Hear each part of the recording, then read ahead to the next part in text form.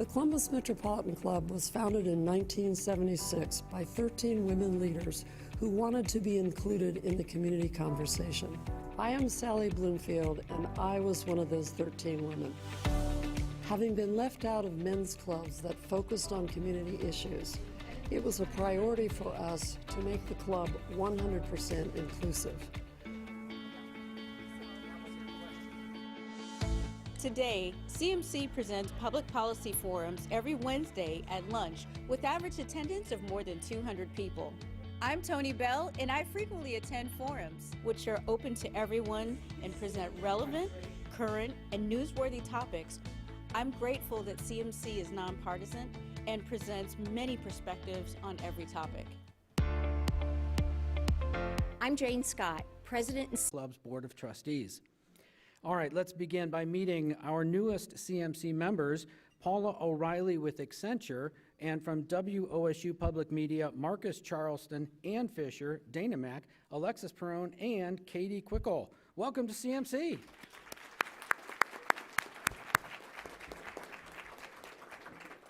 We invite you to become a CMC member and for your organization to become a CMC sponsor.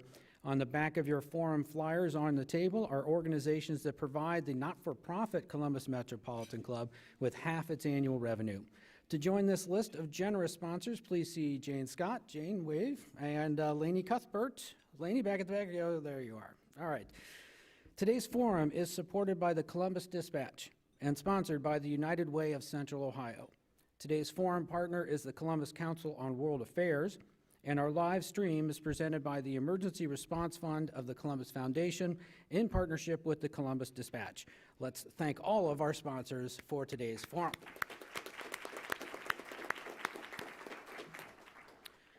Okay, on to today's program. These refugees create new homes in Columbus. To introduce our speakers, I am inviting Shane Dalton, Chief Diversity and Inclusion Officer with today's sponsor, the United Way of Central Ohio, to the podium. Shane, welcome.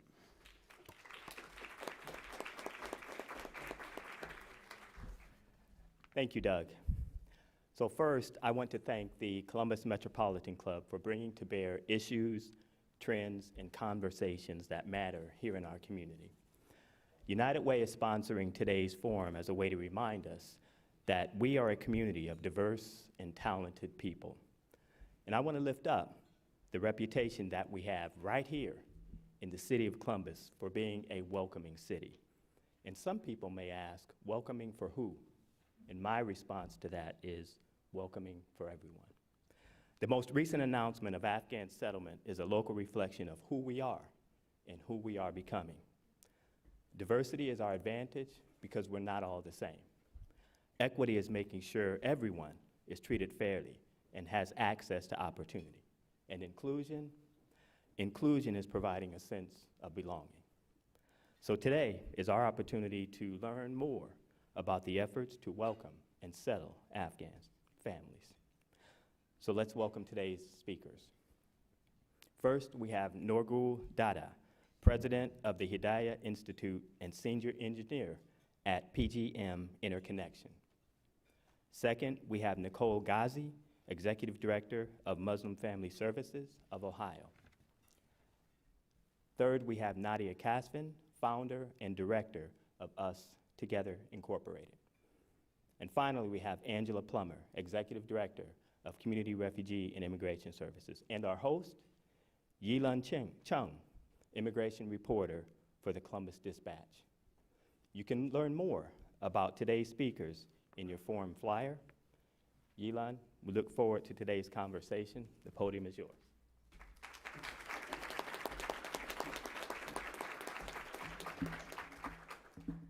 Hi everyone, my name is Yilan. It's so great to see such an amazing panel we have here today to discuss this very important and timely issue. And thank you everyone for being here. And today we have some folks who recently arrived from Afghanistan as well as their supporters who helped make that happen. So I want to give a special welcome to them.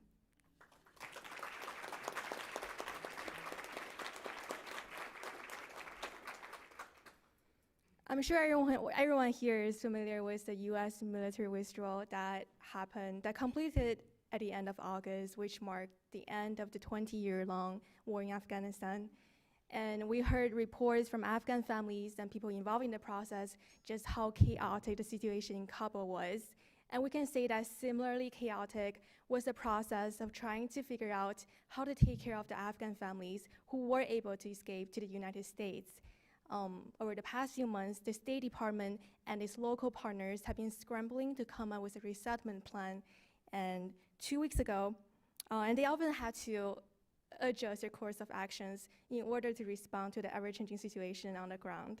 In early September, the State Department announced which cities and states that the first group of 37,000 Afghan evacuees were going to live in. And in Ohio, we're getting 855 Afghan evacuees. Here in Columbus, our two resettlement agencies, Chris and us together, are slated to resettle 345 Afghans. So my first question is for Nadia and Angie. In the past fiscal year, due to the low national refugee cap, you only had to resettle about 200 refugees in total. But this year, on top of the 345 Afghan evacuees, you're also resettling about 1,600 refugees from all over the country, all over the world. Are you prepared to welcome such a large number of Afghan families and other refugee families? Do you think Columbus' current city infrastructure and resettlement infrastructure are equipped to deal with this increase in numbers?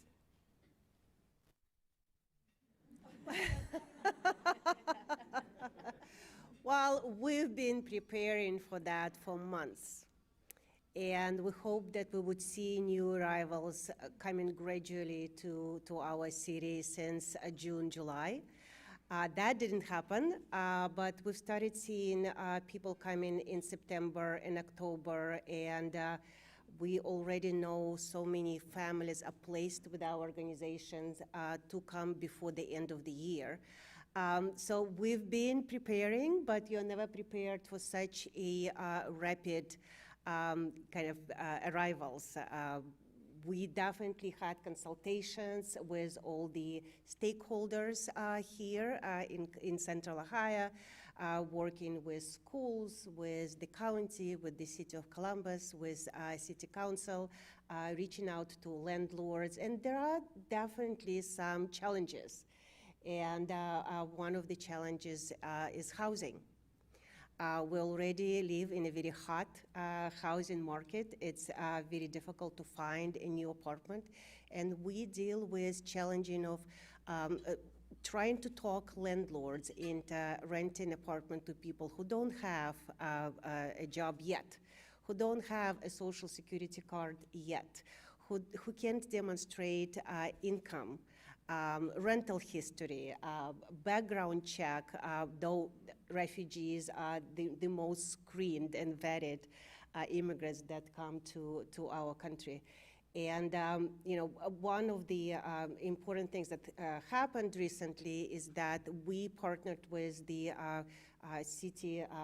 Columbus City Council, and I think it was just announced yesterday.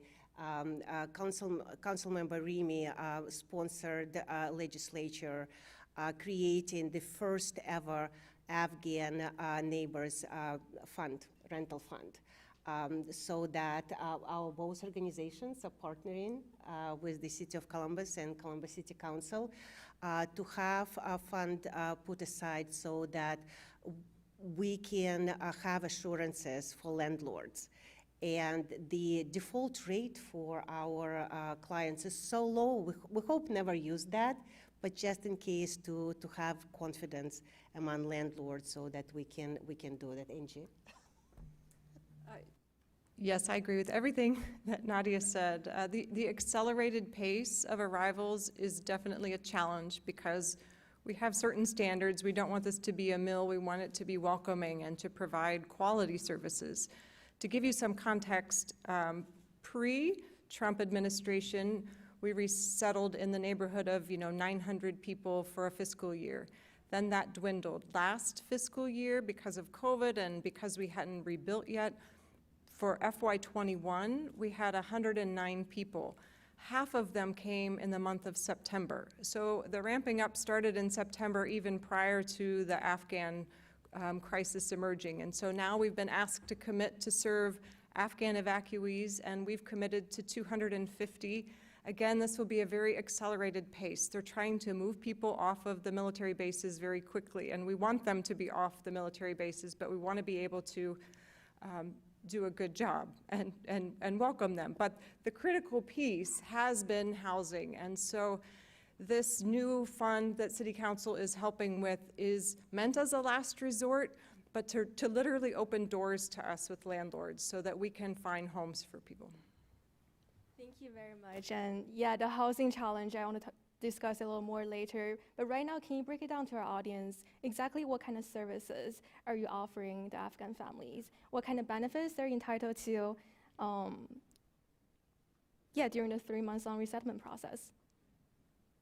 Well, we've been very relieved that those Afghans that come with humanitarian parole status now have access to the same benefits as refugees. And so we provide the same services to them during the first 90 days. And they have access to public benefits, to have kind of this a hand up, not a hand down, so that people can get on their feet and start rebuilding their lives. We meet them at the airport, we secure the housing, we furnish the housing, make sure that there is a food in the refrigerator, and then start working with them, connecting them to community, to services, getting kids to school, applying for benefits, providing cultural orientation, and in-depth case management. And definitely something that we are very much aware that people come with trauma, with very recent trauma, and we need to acknowledge that, and our services have to be trauma-informed. People are still in that trauma right now. They didn't have time to process that. I would just add that all evacuees receive a one-time pass-through of $1,225 per person, one time. And so that's their startup money, so it's not very much. And we spend that on their behalf towards rent. So it's critical that we have, this is a public-private partnership, and there are extraordinary community members and volunteers and faith-based groups who contribute to these efforts. And we really couldn't do it without a full, broad community-based support. Thank you for that. And that leads to my next question for Nicole. Federally funded resettlement program only lasts for 3 months, but these are people who escape war and are starting their new lives in a completely different country and will have further needs.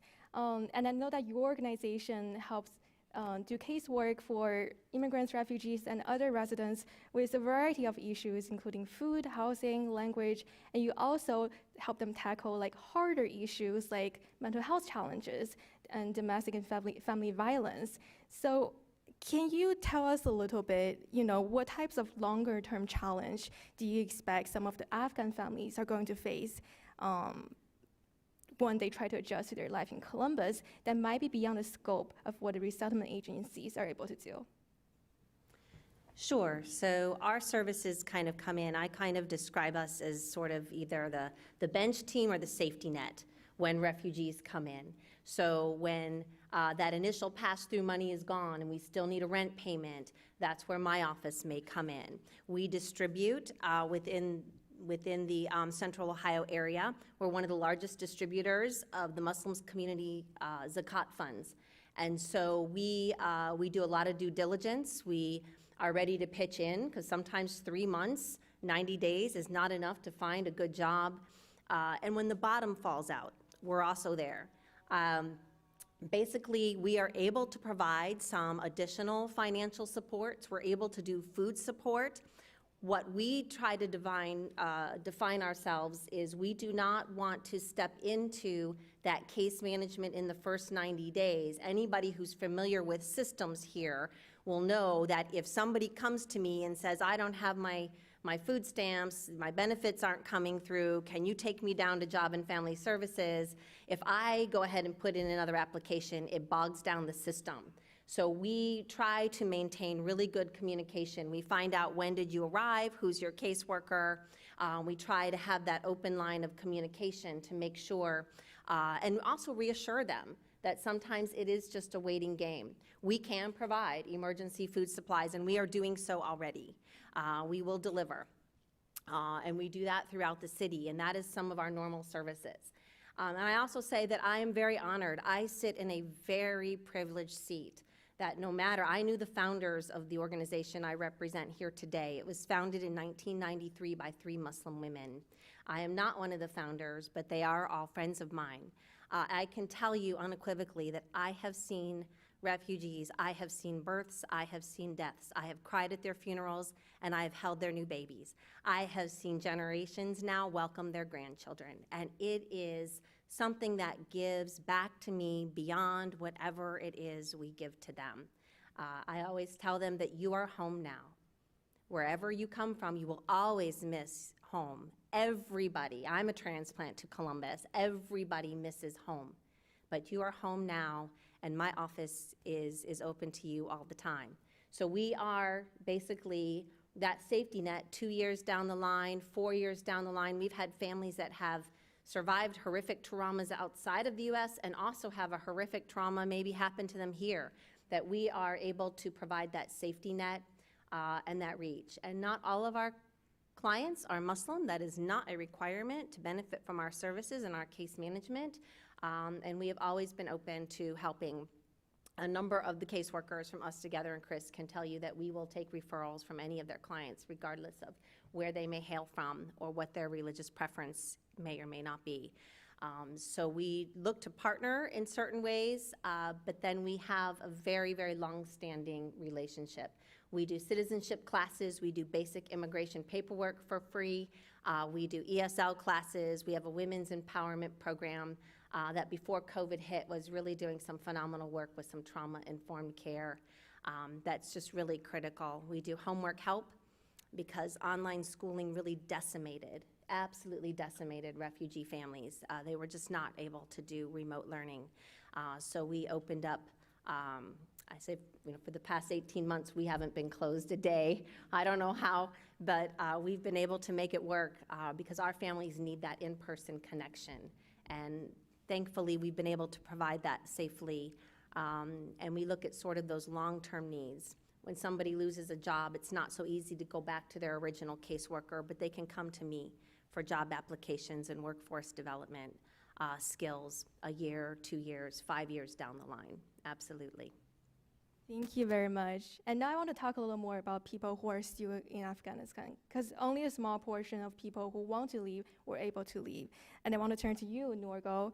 I know you came to the country yourself as a refugee, and now you're leading a couple of organizations to help people who are still in Afghanistan. And I know that you still have loved ones in Afghanistan who want to leave. So could you please share with us a little bit what your situations are like now that Taliban is in control? Are they in any source of danger? And is there a way for them to come join you here in the U.S.? So yeah, thank you. I mean, that's a very difficult question. Currently the situation in Afghanistan, it's kind of gotten from bad to worse. Obviously, even before the Taliban took over, things were not all that good. I've been doing humanitarian work in Afghanistan for about 21 years now. And, it's always, every time I go back there, it's difficult for me to kind of fathom how some people actually survive. It's really, really difficult. Even right now, winter's coming, and, I used to see sometimes, kids coming out of a tent in the middle of winter, and I'm like, how do they even sleep through that night? So the situation is very, very difficult as it stands right now. Obviously, the ironic thing today is that, at least for now, it seems like the international world is doing more damage to Afghanistan than the Taliban are doing. That's something you don't really want to hear, but that's the truth. And, you know, you can't even get, for example, you know, I have two organizations that I work with, and, you know, we help a lot of orphans, a lot of widows, and we can't even get money there. So it's really difficult for us to do our job. I have a clinic there. We have computer labs there. I can't even pay the employees.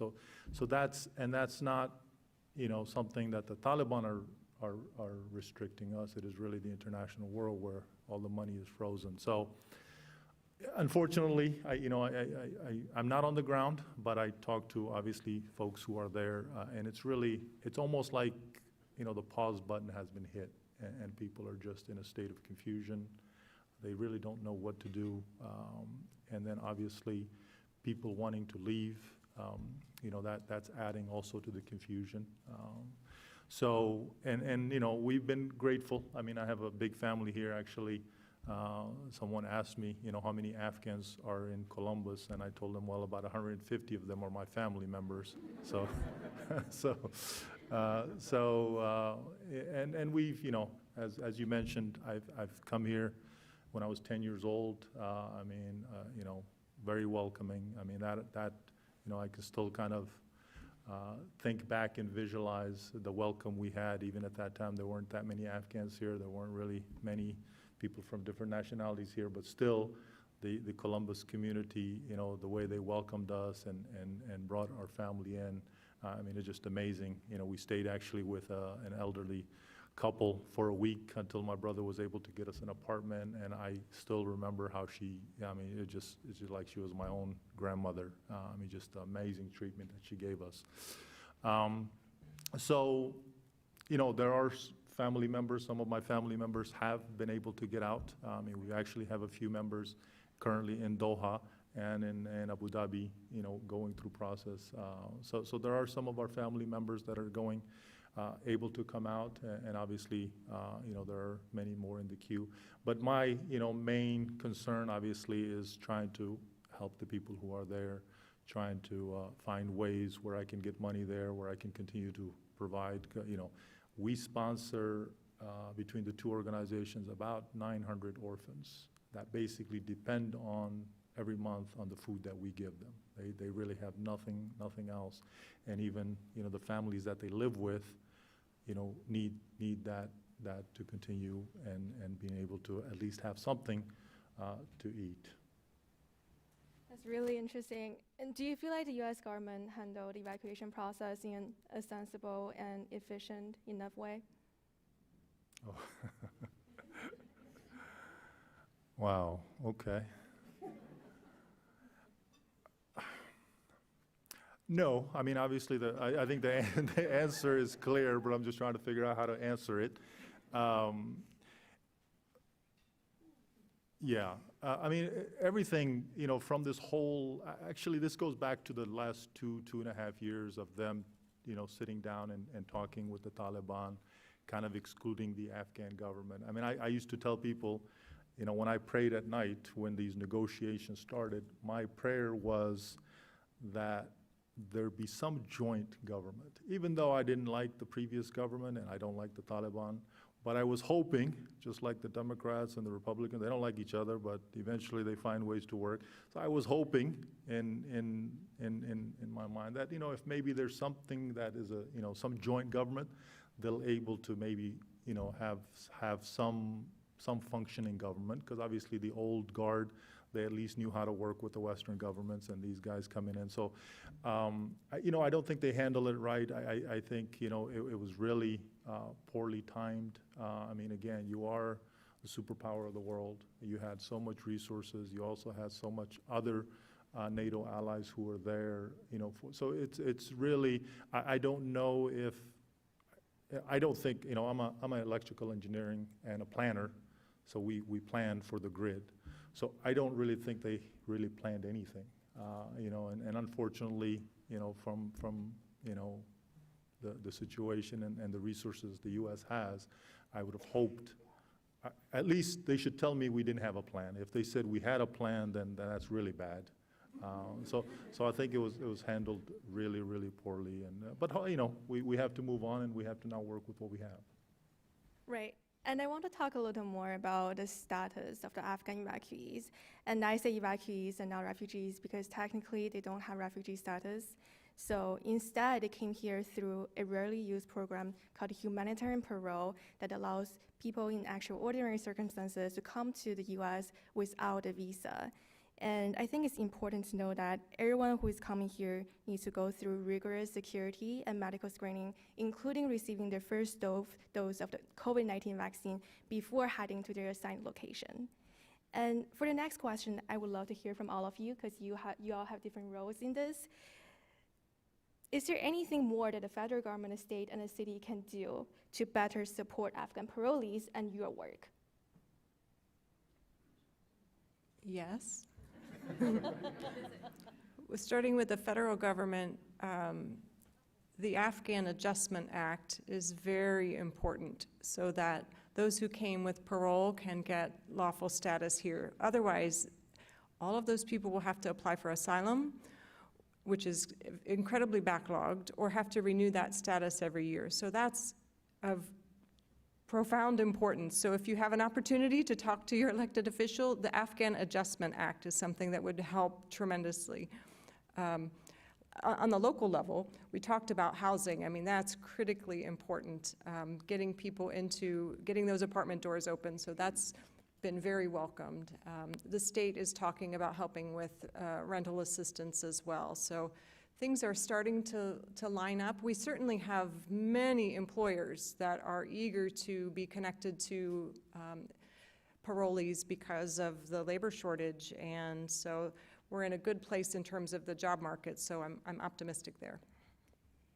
And we would definitely welcome some kind of a legal fund created specifically for this population, because we know that we will need to do a lot of work with legal documentation. It's adjustment of status, it's possibly asylum application, it's possibly application for special immigrant visas, and both of our organizations have legal immigration services. But at this point, we really would struggle with capacity to add to the workload that we already have. And definitely would like local legal community, legal immigration community, attorneys, immigration services to reach out to us and maybe offer some pro bono work. We would welcome any partnership to help us with this issue for sure. I'm glad Nadia brought that up, because I think one of the main obstacles to people becoming settled is peace of mind related to their family members. In the notes that we're getting from the bases, there's very little information, but we are getting a lot of wife and minor children still in Kabul.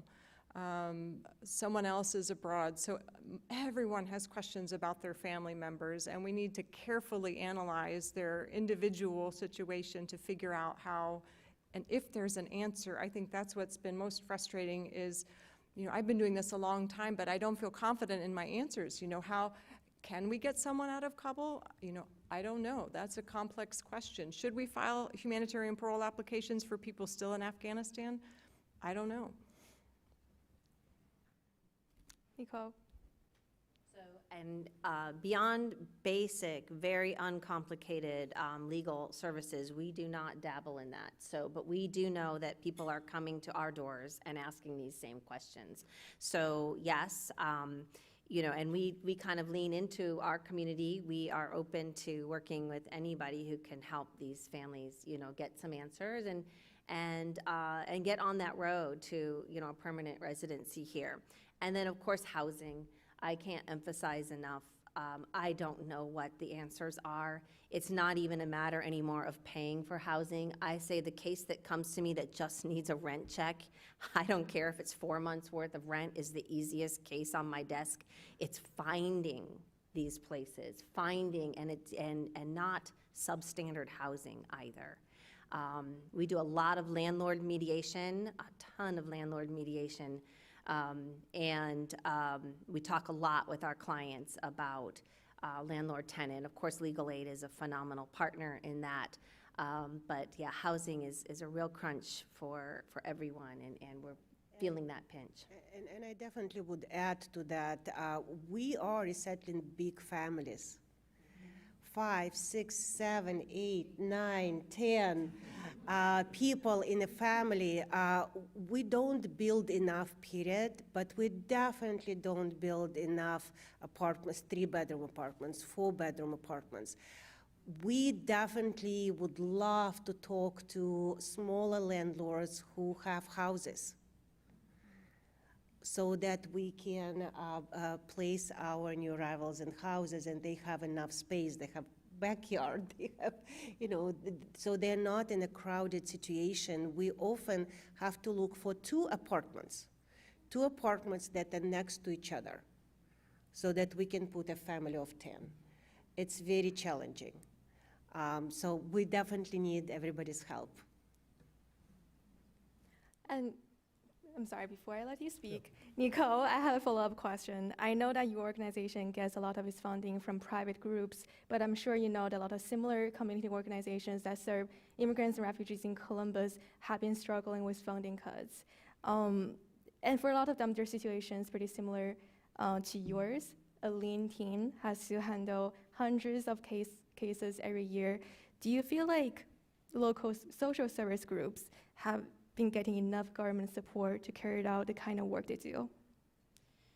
I think we're very fortunate here in Central Ohio, at least within the city of Columbus seems to be, and Franklin County as well, seems to be very open to looking at different ways to support social service agencies. I can't speak for everyone. I can tell you that this is not a normal period of time, right? So we're coming off of COVID where many of us were some people had to shut their doors.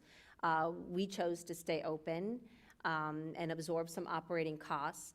I can tell you that I am beyond humbled and forever grateful every single day that I can keep a family stable for the donor support, the personal donor support that we have within our Muslim community.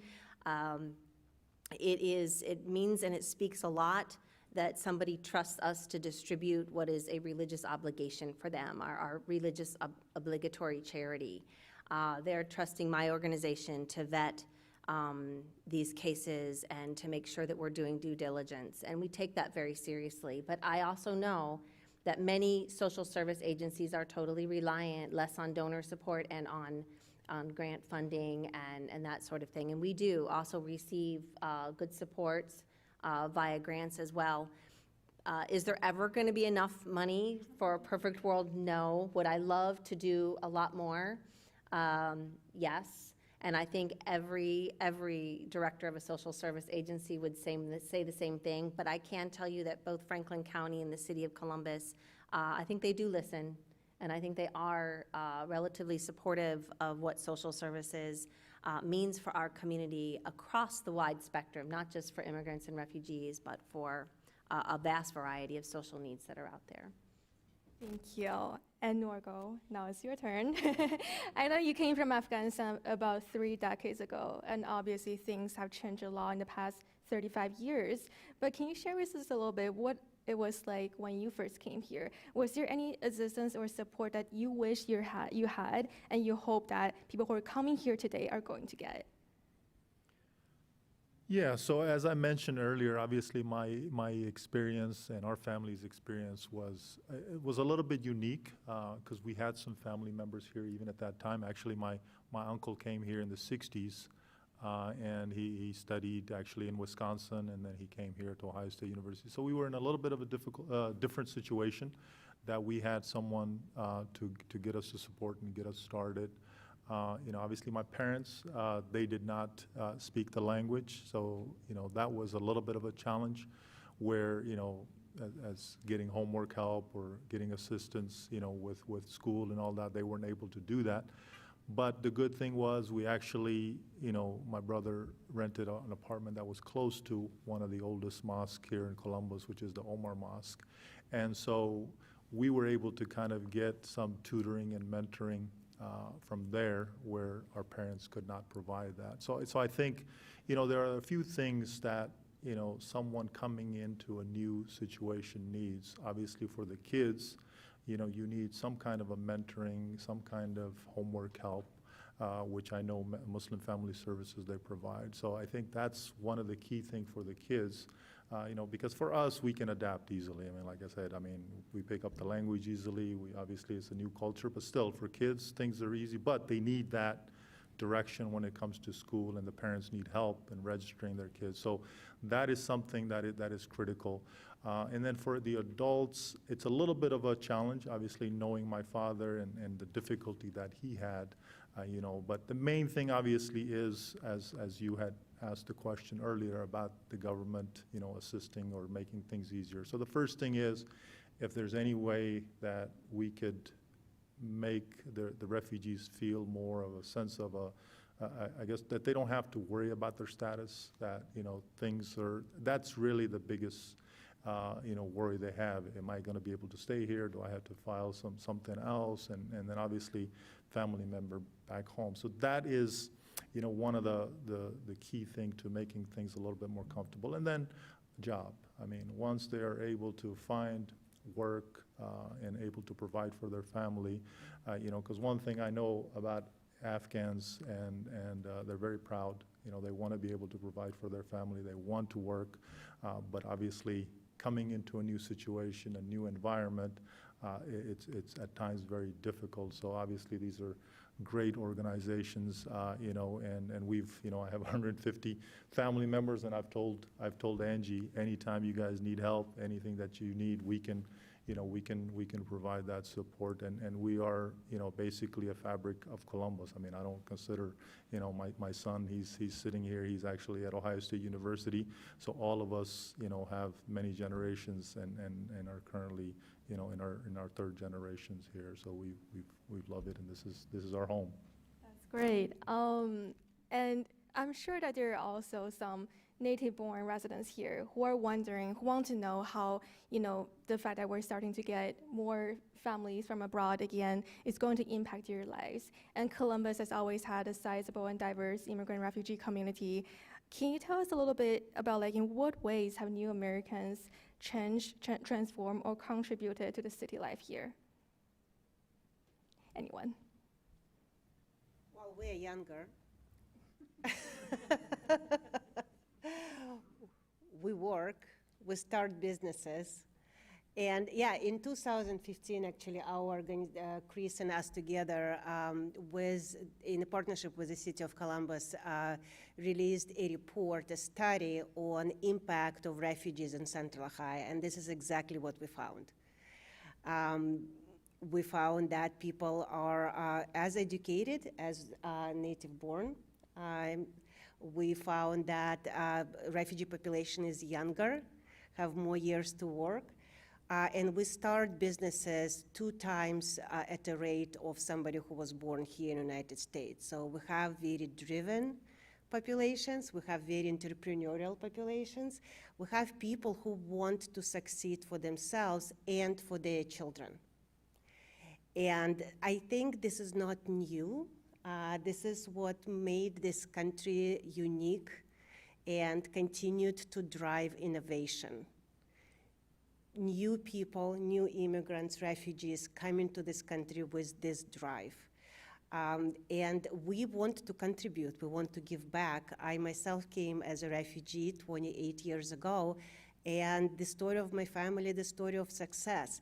And I want to make sure that we talk about the successes as well as the needs that people have when they come, so that we can give that hand up, so that in a couple of years we can contribute back to our communities, because we do, big way.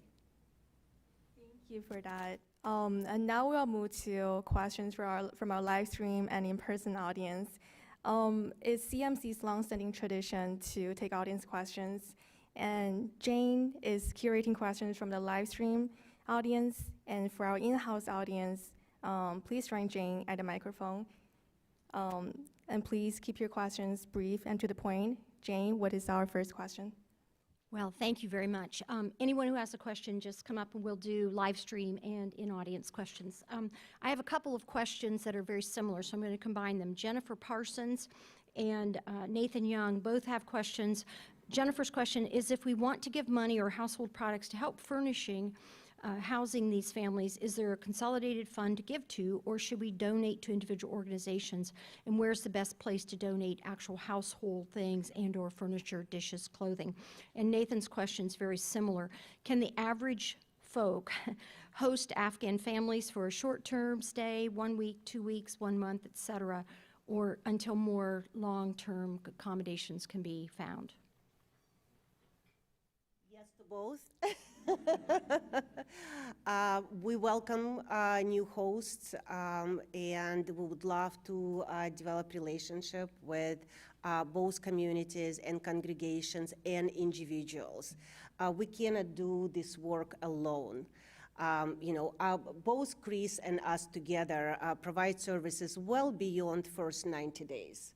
We have many different services, but even that not enough to meet all the needs. We can't do it alone, even with all our partners. We need all of you. So we welcome that. Also donations, I think the best way is to friend us on social media. We have Facebook pages, Twitter, Instagram, and others. Reach out to us. Go ahead. On our website, we created a landing page for how to help Afghans in particular, and it outlines different ways, whether it's a direct cash donation where you could specify, intended for Afghans, making welcome kits, signing up to be part of a welcome team. We do have welcome teams go through a training process, and then match people with their, if you want to be a mentor to a new Afghan child. If you'd like to help teach English, that's something else that can happen. So there are lots of ways listed on our website. And our list usually goes out through social media. We always have an office that can outfit a basic kitchen or home. We have people coming out of homeless shelter, not just newly arriving, families. So we always have sort of some stuff there for staging. We want to make sure that if a family is in need of something, we do winter coats, we do winter blankets. Everything that goes in and out of our office is free, whether it's our classes, whether it's our services, whether it's winter coats and boots for your kids. There is never a charge. So anything that is donated to us is then given to those in need. Absolutely free. And right now we are actively doing food support for new arrivals, simply because there is a significant lag in getting those benefits on board. So we are delivering food, and while we do have adequate supply, what's important is we are delivering what I guess we would call ethnically appropriate and useful items that often can't be found in other very well-meaning food pantries, including the type of meat, the halal meat that is a requirement. So we actually do provide that, and if you were at all interested in how we stock our food pantry, I don't think I've posted it recently, but you can always hit me up on our Facebook page or our web page, and I can get information to you on what that food and what those items look like. And Norgo, how can people contribute to your organizations? So we have two organizations that I work with. Obviously, the one I'm currently concentrating on is Hidayah Institute. So we have our webpage. You can donate there. There's different options you can donate towards, whether you want to donate towards the clinic, towards orphan sponsorship. So there are different, services that we provide that you can donate. It's called Hidayah Institute. Thank you. Our first in-person question. Hi, I'm Bill Lafayette. I'm an economist. I own Regionomics. And you touched briefly on finding a job, and that's something that I've always been very interested and curious about. What are the big challenges? What are the big successes of folks trying to find work in Columbus? And do you connect them with organizations like Jobs Ohio and the employment or the entrepreneurship institutes? So one of the biggest challenges is underemployment, and we fully expect we'll see many Afghans who have skills, who have educational background, and in the early days, it's really important to set sort of a short, medium, and long-term goal in terms of jobs. Short term, it may be necessary to take that first job, but medium and long term, we really want to work with people to get back to their chosen field. Sometimes that takes time. It depends on circumstances. We had an Iraqi surgeon that we resettled who came and was a case manager for us. He wasn't married and didn't have kids, so he was able to study, and he's now a practicing surgeon again, but that took time. So that will be a challenge. Transportation to jobs is a challenge.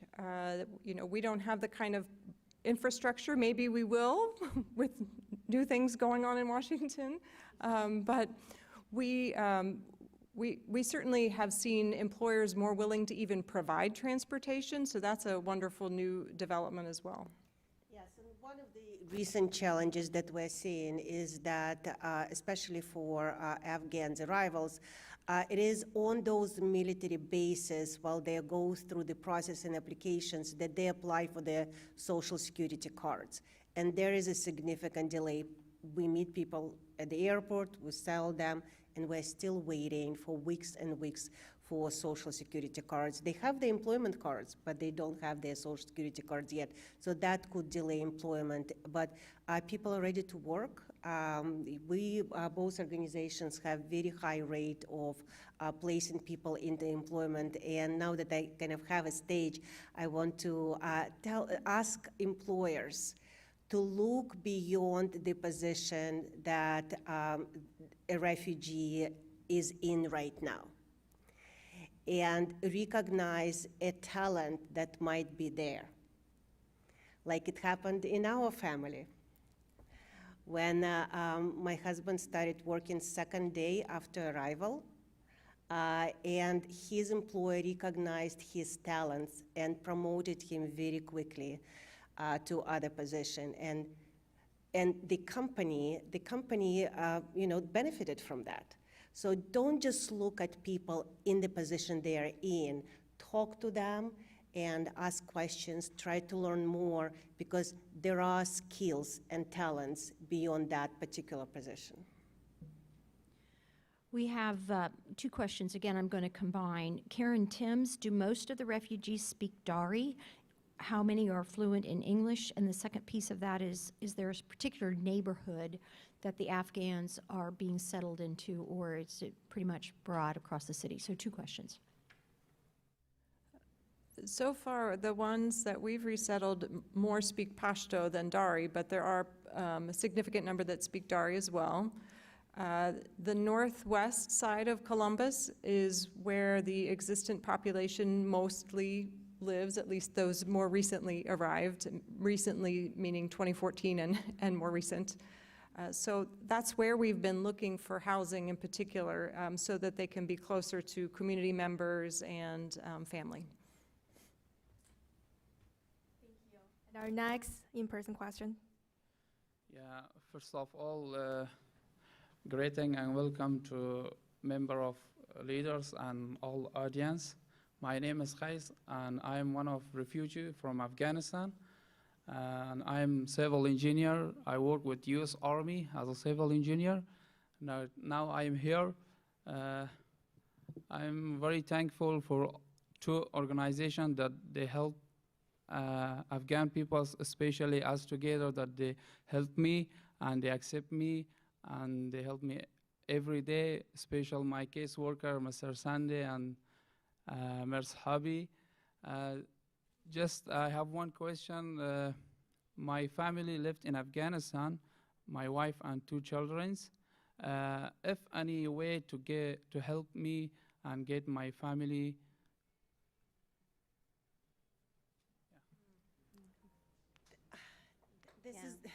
This is what we hope for.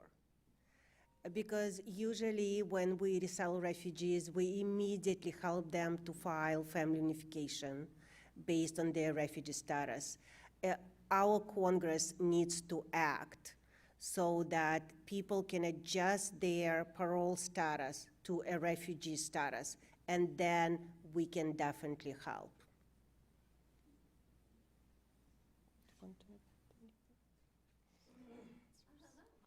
Mr. Dada, I believe I'm a friend of your uncle. And I wanted to find out personally if I could offer the sort of services as being a guest house. I'm a single retiree and a female but based household. I'm in the OSU area. And so someone who wanted to further their education, I could offer a guest house for an extended period of time. And I'm just down the street from a junior high school now. So Which uncle do you know? I know John Habib. Yes, so he's the Habib John Dada. He's the first one who. Well, when you mentioned he'd gone to Wisconsin. Yeah. Well, yeah, he was there. I for also got my undergraduate degree from Wisconsin. Yeah, okay. Well, yeah, if we can get the information, I mean, if you're willing to, house anyone for Yes. some time, yeah, we'll definitely get your information afterwards. Thank you. I imagine there's going to be a line at the stage afterwards. Is there currently, Denise asks, is there currently an Office of New Americans Initiative, and what is the agency's role? There is an office at the state level, a state office of opportunities for new Americans. And we work with that office and partner with them. They have a website with a lot of resources for jobs, for entrepreneurship, linking people to state resources. Peggy Kitty asks, in regard to housing, has there been any collaboration with Columbus Apartment Association and its membership? Yes. Yeah, thank you for asking that question. Actually, we've just heard as Columbus Council member Remy sponsored the new legislature. What he also did, he partnered with Columbus Apartment Association and realtors to make sure that they are part of the conversation, and he asked them to waive the application fee, to accept background check that all the refugees already had, and we hope to develop relationship and work with them in the future. Have time for one more audience question. Okay. Hi, I'm Kara Harasaki. I'm a physician at Nationwide Children's Hospital. And I wondered if you could detail the difference between the parolee and the refugee status, and what your opinion is on why the Afghan evacuees have been given parolee status instead of the refugee status that seems like it would benefit them so much more. So the biggest distinction, refugee processing is all done abroad. And that typically takes several years. It can take a decade. It takes a long time overseas. In this situation, because of the emergency, people were literally, as you saw, scooped up and brought to the US, and then their processing was completed here. So parole is this very unusual, almost never used. I mean, I've used it a handful of times over a number of years, and that's typically for some afterborn child trying to get in. So using it like this was a really unique situation. So it's technically a temporary status. So that's the reason we're talking about the need for something permanent, so that the evacuees can have some stability, and because uncertainty is one of the biggest challenges they face right now, in terms of mental health and everything else. So parole status was given once they arrived. Once they, Customs and Border Patrol had the authority to provide parole status. And usually, humanitarian parole status doesn't allow people to access public benefits. With this particular group, there were some adjustments made, so we were very relieved to know that evacuees from Afghanistan can access public benefits. Usually, humanitarian parole status doesn't allow that. Thank you so much. I wish we had more time, but we don't. So we'll turn it back to Doug for concluding remarks.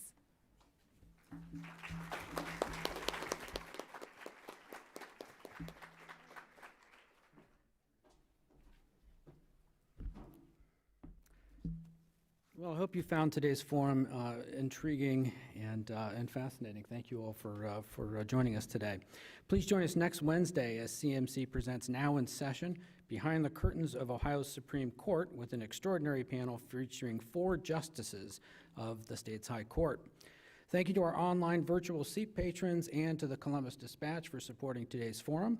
Thank you to today's sponsor, the United Way of Central Ohio, and today's partner, the Columbus Council on World Affairs. Thank you to the Emergency Response Fund of the Columbus Foundation for presenting our live stream in partnership with the Columbus Dispatch. If we could have a hand for all of our sponsors once again. And a special appreciation for today's speakers, Norgal Dada, Nicole Ghazi, Nadia Kazvan, Angela Plummer, and our host, Yinlin Chung. And thank you to all of you for joining us. We could not do it without you. I do want to acknowledge that tomorrow is Veterans Day, so on behalf of CMC, thank you to anybody who has served our country. And we look forward to seeing you next Wednesday at the Columbus Metropolitan Club presents another community conversation. Have a great day.